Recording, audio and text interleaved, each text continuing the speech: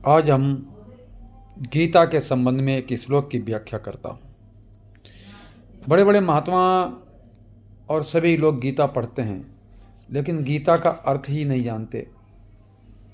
गीता का अर्थ, गीता किसे कहते हैं? गीता में श्लोक हैं तो गीत कहना चाहिए, लेकिन इसको गीता कहते हैं। गीत प्लस आ का विसर्ग लगा हुआ है तो इसे गीता कहते हैं। आ स्वयं ब्रह्म है, जो स्वयं ब्रह्म के द्वारा कहा गया है उसे गीता कहते हैं। गीता का एक श्लोक है कि व्यक्ति को सब कुछ, भगवान कृष्ण ने कहा कि सब कुछ करते हुए कुछ न करो। कर्म, 3 प्रकार के कर्म होते हैं। एक कर्म, एक निष्कर्म, कर्म, निष्कर्म और दुष्कर्म। एक कर्म साधारण, जब साधारण तरीका से जीते हैं उसे कर्म कहते हैं, और निष्कर्म उसे कहते हैं कि सब कुछ करते हुए कुछ न किया।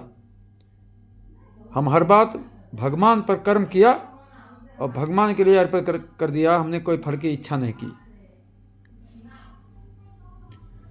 गीता का श्लोक है कि त्यक्त्वा कर्म फलम संगम नित्य तृप्तो निराश्रया कर्मण्य अभि प्रवर्तो अपि नेव किंचित करोति सः।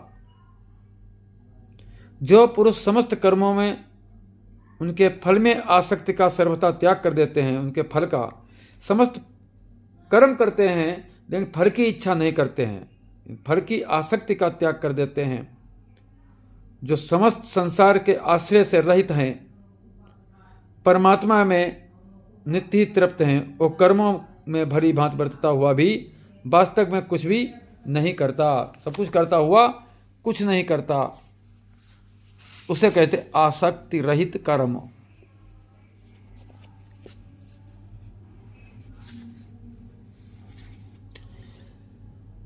इसके बारे में बताना चाहता हूं कि एक बार मीरा भोजन बना रही थी।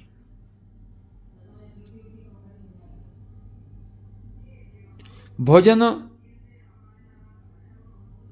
बनाते समय मीरा खाली भगवान के ले में थे, लेकिन उतना साफ सफाई नहीं कर पाती थी जितना गुरुजी चाहते थे। सभी लोग वहां सफेद कपड़ा बांधकर भोजन बनाते थे। गुरुजी मीरा से बहुत नाराज हुए और उन्होंने भोजन बनवाना बंद कर दिया। आखिरी में गुरु जी को एक स्वप्न हुआ।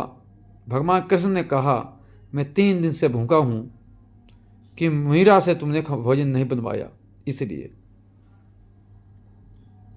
इसका मतलब है कि भोजन मीरा बनाती शुद्ध आत्मा से, सरल मन से।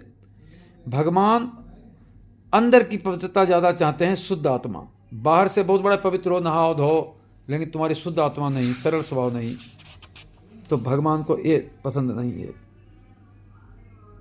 इसके बाद में मीरा के पैरों पर पंडित जी गिर गए।